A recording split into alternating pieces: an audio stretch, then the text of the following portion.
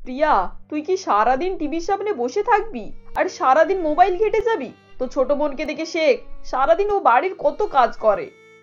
কি মা, 5 মিনিটের ছোট বড়, ও লাস্টে হয়েছে আর আমি ফার্স্টে হয়েছি। আর ও যেহেতু কাজ করছে, তাহলে তুমি কেন এসে আমাকে বলছো? আমি কি ওকে করতে বলেছি নাকি? আচ্ছা, তোর বোন কি সবসময় তোর কাজ করে দেবে? নিজের শ্বশুর বাড়িতেও কি ওকে নিয়ে যাবি নাকি তোর সঙ্গে? সে সময় দেখা যাবে মা। প্রিয়া আর রিয়া দুজনে যমজ বোন ছিল। প্রিয়া বড় ছিল আর রিয়ার থেকে বুদ্ধিমতী ও চালাক ছিল। রিয়া খুবই শান্ত মেয়ে ছিল। প্রিয়া যা দোষ করত সেগুলো রিয়ার ঘাড়ে চাপিয়ে দিত। আমাকে বল, আলমারিটা কে পরিষ্কার করেছে? মা, আমি কিছু করিনি, মনে হয় ওই করেছে। আমি কখন করলাম? প্রিয়া, তুই কি ভেবেছিস আমি তোকে চিনি না? তুই এইসব কাজ করেছিস। না মা, আমি করিনি। আমি জানি যে এই কাজটা তুই করেছিস। ওটা খুব জরুরি জিনিস ছিল। আর শোন, আমি যে কথাটা বলার জন্য এসেছি, আজকে ছেলের বাড়ি থেকে লোক আসবে, দুজন মিলে রেডি হয়ে থাকিস। সত্যি মা? আর আমাদের কি একই পরিবার থেকে দেখতে আসছে? হ্যাঁ, যা, এবার তোরা দুজনে গিয়ে রেডি হ। মিনতি দেবী এসব বলে চলে যায় আর রিয়া আর প্রিয়া দুজনেই রেডি হয়ে যায়। ছেলের বাড়ি থেকে সবাই দেখতেও চলে এসেছিল। ছেলের মা এসে বলে, নমস্কার, আমি রূপালী, মানে আমি ছেলের মা। হ্যাঁ হ্যাঁ, আসুন আসুন, আমি ওদের দুজনকে ডাকছি। প্রিয়া, রিয়া, দুজনে তাড়াতাড়ি চা নিয়ে এসো। তারপর সবাই বসে বসে কথা বলে। তখনই প্রিয়া আর রিয়া চার জল খাবার নিয়ে চলে আসে আর বলে, এ নিন আপনাদের চা। হ্যাঁ মা, এখানে রাখো। আরে আমার হবু বৌদিদের দেখতে তো একই রকম। আচ্ছা আন্টি, আপনি এদের দুজনকে চেনেন কিভাবে? আসলে ছোট থেকে মানুষ করছি তো, তাই ঠিক চিনতে পেরে যায়। আচ্ছা বৌদি বসো, তোমাদের সঙ্গে কিছু কথা বলি। প্রিয়া আর রিয়া পায়েলের কাছে গিয়ে বসে। তারপর পায়েল অনেক কিছু কথা বলছিল, অনেক কিছু প্রশ্নও করছিল। প্রিয়া সবকিছুই হড়হড় করে বলে দিচ্ছিল, কিন্তু রিয়া সব বুঝে শুনে তবেই উত্তর দিচ্ছিল। তাই পায়েল রিয়াকে খুবই পছন্দ করে। তারপর পায়েল প্রশ্ন করে, আচ্ছা তোমাদের কোন জিনিসটা সব থেকে বেশি ভালো লাগে? আমার তো সারাদিন বসে ফোন ঘাঁটতে খুবই ভালো লাগে, আর রিলস বানাতে তো আমার দারুণ লাগে। আমার তো ভালো লাগে অনেক কিছুই, কিন্তু আমি যখন ফাঁকা সময় পাই তখন রান্নাঘরে গিয়ে নতুন নতুন খাবার বানাতে আমার দারুণ লাগে, আর সেগুলো মা বাবাকে খাওয়াতে আরো ভালো লাগে। বলছিলাম তোমরা একটু কথা বলো, আমার একটা জরুরি কল আসছে, আমি একটু পরে আসছি, কেমন? ওকে, যাও। প্রিয়া পায়েলের কাছ থেকে উঠে চলে যায় আর রিয়া ওখানেই বসেছিল। তখন পায়েল রিয়াকে বলে, বৌদি তুমি ছোট তো, কিন্তু আমার তোমার সঙ্গে কথা বলতে খুব ভালো লাগছে। তোমাদের দুজনকে একই দেখতে, কিন্তু তোমাদের দুজনের ব্যবহার আকাশ পাতাল তফাৎ। তোমাকে আমার খুব ভালো লেগেছে, তাই আমার তরফ থেকে আমি তোমাকে কিছু দিতে চাই। আরে এটা কি? এটা আমার প্রিয় একটা ব্রেসলেট, আমি আজ থেকে এটা তোমাকে দিলাম। পায়েল রিয়াকে খুবই পছন্দ করত, তাই তার ব্রেসলেটটা রিয়াকে দিয়ে দেয়। আর রূপালী দেবীরও তাদেরকে পছন্দ হয়ে যায়, তাই বিয়েটা পাকা করে ফেলে। আর কিছুদিন পরেই দুজনের বিয়ে হয়ে যায়। বিয়ে হওয়ার পর প্রথম দিন ছিল। ওই দিন তখন পায়েল সোফাতে বসেছিল আর বলে, অল দ্য বেস্ট বৌদি, আজকে তোমাদের প্রথম রান্না। Thank you Payel. তারপর দুজন মিলে রান্নাঘরে চলে আসে খাবার বানানোর জন্য। রিয়া তো খুব কনফিডেন্সেই ছিল, কিন্তু প্রিয়া তো খাবার রান্নাই করতে পারতো না। তখন রিয়া বলে, কি হয়েছে দিদি? তুই কি জানিস না নাকি আমি তো কিছুই খাবার বানাতে পারি না? তোমাকে চিন্তা করতে হবে না, আমি তোমার খাবারটা বানিয়ে দেব। সত্যি? ঠিক আছে, তাহলে তোকে একটু হেল্প করে দিচ্ছি। দুই বোনে খাবার বানানো শুরু করে দেয়। কিন্তু এ কি দিদি, পায়েসটাতে একটু চিনি দিয়ে দাও। আরে কেন, তুই করছিস তো, তুই দে না, আমি এখন রিলস দেখছি। দিদি, এটা তোমারও তো প্রথম দিন শ্বশুর বাড়িতে, তা আমি কি সবকিছু করে দেব? ও আমার কিছু যায় আসে না, তুই করে দে তো। এরপর রিয়া প্রিয়ার খাবারটাও বানিয়ে দেয়, আর প্রিয়া ওইদিকে রিলস দেখেই যাচ্ছিল। আর তারপরে রূপালী দেবী রান্নাঘরে এসে সবকিছু দেখে নেয়। দেখে নিয়ে বলে, এসব কি হচ্ছে বৌমা? তুমি যে রিলস দেখছো। রিয়া কিছু বলার আগেই প্রিয়া বলে, না আমি রিয়া, আমি খাবার বানানো বেশি জানি না তো, তাই দিদির কাছ থেকে একটু হেল্প নিচ্ছিলাম। কি এটাকে হেল্প নেওয়া বলে? তুমি তো কিছুই করছো না, আর বেচারি এইদিকেই সব রান্না করে যাচ্ছে। রিয়া, আমি যেন না দেখতে পাই তুমি ফোন নিয়ে বসে আছো। যাও, প্রিয়াকে জিজ্ঞাসা করে রান্না বান্নাগুলো করে ফেলো। রূপালী দেবী প্রিয়াকে রিয়া ভেবে বকে দিয়ে চলে যায়। এরপর সব খাবারগুলো তারা সবাইকে খাবার জন্য দেয়। তখন তার ননদ বলে, আরে বৌদি, কি রান্না করেছো? খুব ভালো হয়েছে। মনে হচ্ছে না যে দুজনকার রান্না একেবারে আলাদা খেতে, মনে হচ্ছে একজনই খাবারটা বানিয়েছে। একই রকমের টেস্ট। লাগবে তো তখন যখন দুজনে আলাদা রান্না করবে। রিয়া তো কিছুই করেনি, প্রিয়া এসব রান্না করেছে। আচ্ছা ওইসব বাদ দাও, ধরো তোমাদের জন্য এই জিনিসগুলো। রিয়া সব কাজগুলো করছিল আর প্রিয়া ক্রেডিটগুলো নিচ্ছিল। রিয়া কিছুই বলে না, কারণ প্রিয়া ছিল ওর নিজের দিদি। এভাবেই পরের দিন রূপালী দেবী ওদেরকে গিয়ে বলে, শোনো বৌমা, তোমরা কেউ একজন গিয়ে পায়েলের ড্রেসটা ইস্ত্রি করে দাও, ও কলেজে পড়ে যাবে। মা আপনি প্রিয়া দিদির থেকে করিয়ে নিন, আমি ড্রেসটা ইস্ত্রি করতে পারি না। রিয়া, তুমি তো কিছুই করতে পারো না দেখছি, সবই তো প্রিয়া করে যাচ্ছে। তোমরা দুই বোন কিন্তু কিছুই করতে পারো না। ঠিক আছে, যে হোক একজন করে দাও গিয়ে। আমি চাই না যে আমার মেয়ের ড্রেসটা কেউ পরিয়ে দিই। যাও প্রিয়া, তুমি গিয়ে করে দাও। রূপালী দেবী আবার প্রিয়াকে রিয়া ভেবে অনেক খারাপ খারাপ কথা বলে, তারপর ওকে বকে সেখান থেকে চলে যায়। প্রতিদিনই প্রিয়া এরকম নিজের দোষটা ওর বোনের ঘাড়ে চাপিয়ে দেয়। এভাবেই রিয়া প্রতিদিন সারাদিন সমস্ত কাজ করে খেটে খেটে মরতো, আর প্রিয়া ওইদিকে সব ক্রেডিট নিত। এভাবেই কিছুদিন পার হয়ে যায়। একদিন পায়েল এসে বলে, প্রিয়া বৌদি। হ্যাঁ হ্যাঁ বলো। তুমি সত্যি সত্যি প্রিয়া বৌদি তো? হ্যাঁ আমিই বলছি, বলো। বৌদি তুমি তো আমার সব কাজ করে দাও, তুমি প্লিজ আজকে আমার কাজটা করে দাও না। হ্যাঁ কি হয়েছে বলো। বৌদি কাল আমার কলেজে একটা কুকিং কম্পিটিশন আছে, আমি কি বানাবো তুমি একটু আমাকে রেসিপিটা বলে দেবে? কি আমি? হ্যাঁ তুমি। আচ্ছা ঠিক আছে। পায়েল আর প্রিয়া রান্নাঘরে চলে আসে। প্রিয়া তো কিছুই রান্না করতে পারতো না, তাই রান্নাঘরে এসে পায়েলকে বলে, পায়েল আমার ঘরেতে একটা রেসিপি বুক আছে, আমি ওটা নিয়ে আসছি, কেমন? ওটা দেখেই তুমি বানাবে। আচ্ছা ঠিক আছে। প্রিয়া বই আনার জন্য রুমে না এসে সোজা রিয়ার রুমে গিয়ে হাত জোর করে বলে যে ওর বদলে ও গিয়ে যেন ওকে রেসিপিটা বলে দেয়। তখন রিয়া বলে, আচ্ছা ঠিক আছে দিদি, তুমি যত মিথ্যে কথা বলবে তোমার জালে কিন্তু তুমি নিজেই জড়াবে।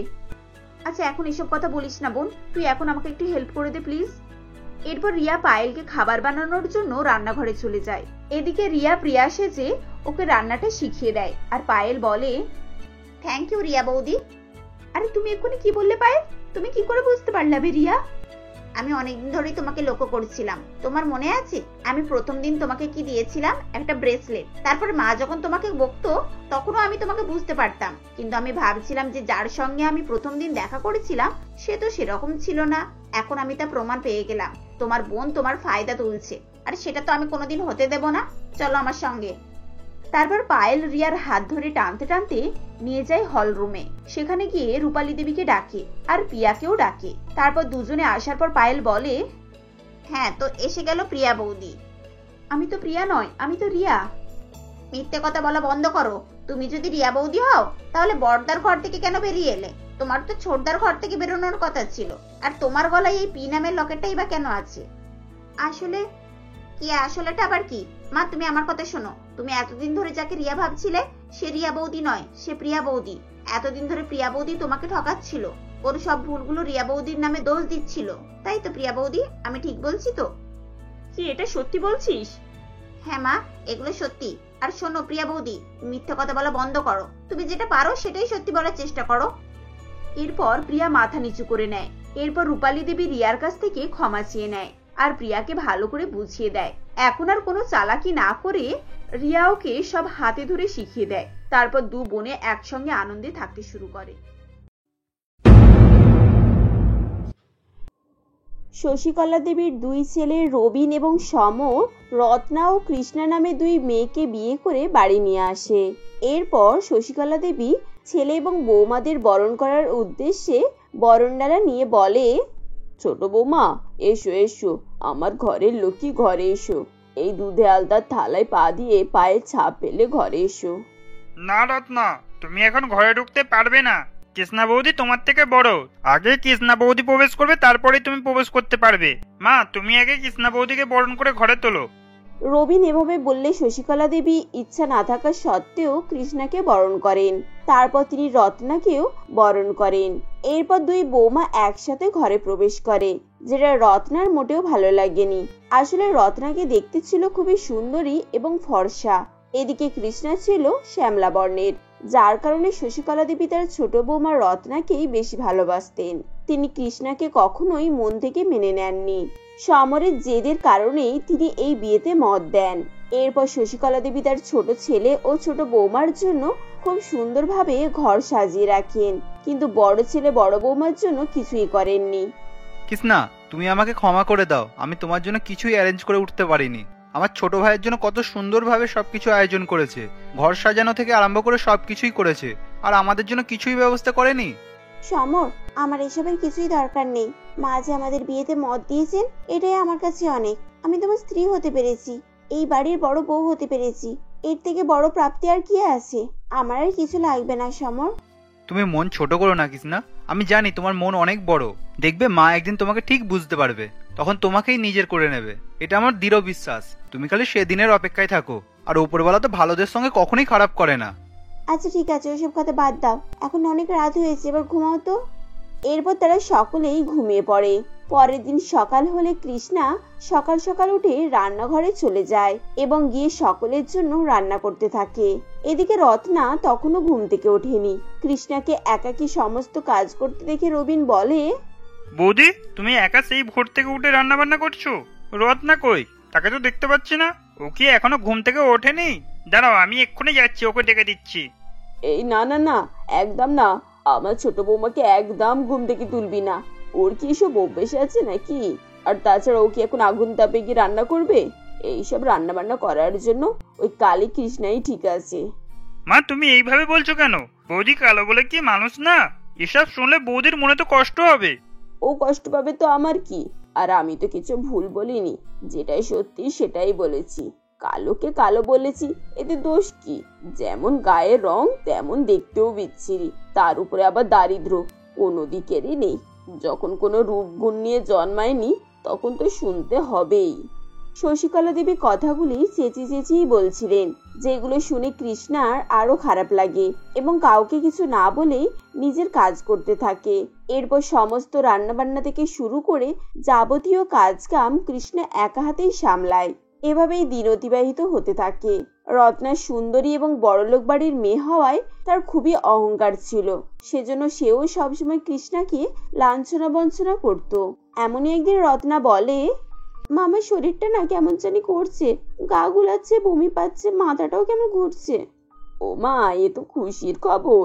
দাঁড়াও, আমি রবিনকে এক্ষুনি একটা ফোন করি, ওই শুনলে খুব খুশি হয়ে যাবে।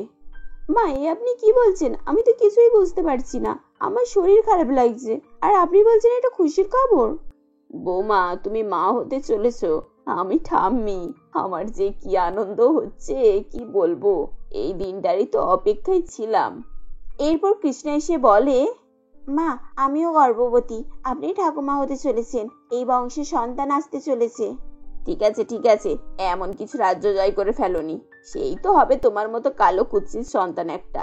শোনো, আমার ছোট বৌমাও গর্ভবতী, আজ থেকে ছোট বৌমার সমস্ত দায়িত্ব তোমার। ওর খাওয়া দাওয়া থেকে আরম্ভ করে সমস্ত কিছুই আজ থেকে তুমি দেখাশোনা করবে। ঠিক আছে মা, আপনি চিন্তা করবেন না, আমি সবকিছু ঠিকঠাক সামলে নেব। এরপর এমনই একদিন সকালে, আরে ও কৃষ্ণা বৌদি, কোথায় গেলে? আমার জন্য একটু গরম গরম কচুরি আর আলুর দম করে নিয়ে আসো তো। আমার না গরম গরম কচুরি আলুর দম খেতে ইচ্ছে করছে। হ্যাঁ বোন, এক্ষুনি নিয়ে যাচ্ছি, একটু অপেক্ষা করো। এরপর কৃষ্ণা তড়িঘড়ি করে কচুরি আলুর দম তৈরি করে রত্নাকে দিয়ে আসে। এদিকে কৃষ্ণার সকাল থেকে কিছুই খাওয়া হয়নি, যার ফলে তার শরীরটা খুবই দুর্বল লাগতে থাকে। এরপর কৃষ্ণা তার শাশুড়িকে জিজ্ঞাসা করে, মা, আজকে দুপুরে কি রান্না বান্না হবে? আমাকে একটু তাড়াতাড়ি বলুন, কারণ আমার শরীরটা না খুব খারাপ লাগছে। দাঁড়া দাঁড়া, তাড়াতাড়ি বললেই তো আর তাড়াতাড়ি হয় না। আগে ছোট বৌমাকে জিজ্ঞাসা করি। ছোট বৌমা, তোমার কি খেতে ইচ্ছে করছে বলো, সেটাই রান্না হবে।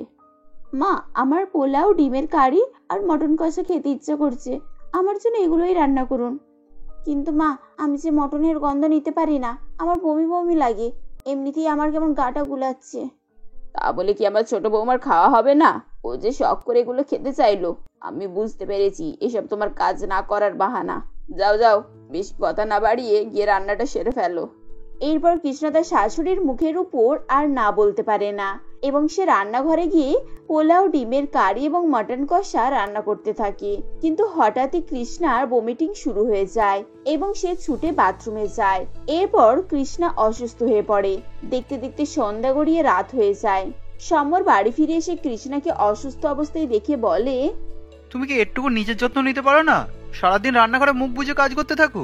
এইভাবে চলতে থাকলে আমাদের বাচ্চার ক্ষতি হবে, সেটা কি তুমি বোঝো না? সমর, তুমি চিন্তা করো না, আমাদের বাচ্চা একেবারে সুস্থ সবল থাকবে। ঈশ্বর আমাদের বাচ্চার কোনো ক্ষতি হতে দেবে না। ওপরওয়ালা তো ক্ষতি হতে দেবে না, কিন্তু তুমি যে নিজের বাচ্চার ক্ষতি করছো, টাইমে টাইমে তো খাওয়া দাওয়া করছোই না, তার উপরে এত খাটাখাটনি করে যাচ্ছ। এইভাবে কি তোমার শরীরটা ঠিক থাকবে? এইভাবে যদি চলতে থাকে তাহলে আমি তোমাকে অন্য জায়গায় নিয়ে চলে যাব। এভাবে বলো না, মা শুনলে কষ্ট পাবেন।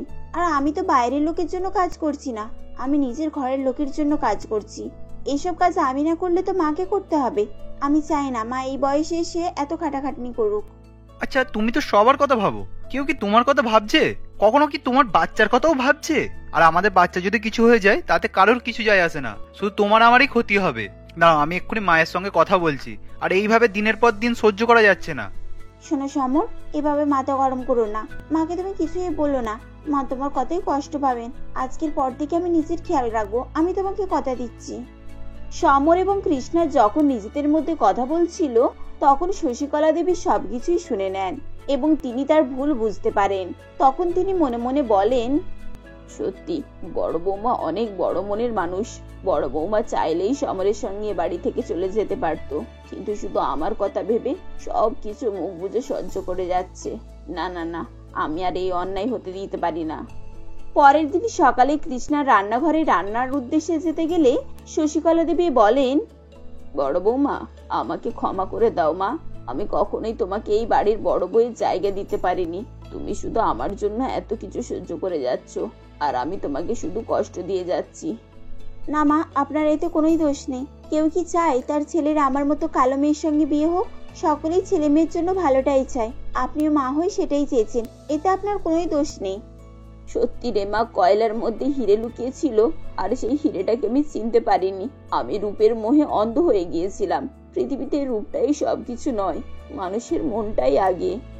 এরপর শশীকলা দেবী তার দুই নাতি নাতনি আসার উদ্দেশ্যে বাড়িতে বড় করে অনুষ্ঠান রাখেন এবং দুই বৌমাকে সুন্দরভাবে সাজিয়ে সমস্ত আচার রীতিনীতি পালন করেন। এখন শশীকলা দেবী আর তার দুই বৌমার মধ্যে ভেদাভেদ করে না, দুই বৌমাকে একই নজরে দেখতে থাকে। শশীকলা দেবীর এই পরিবর্তন দেখিয়ে রত্নাও নিজেকে পরিবর্তন করে ফেলে।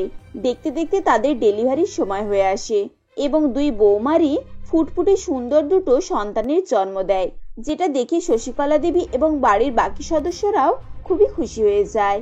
এরপর থেকে তারা সকলেই সুখে শান্তিতে একসঙ্গে বসবাস করতে থাকে।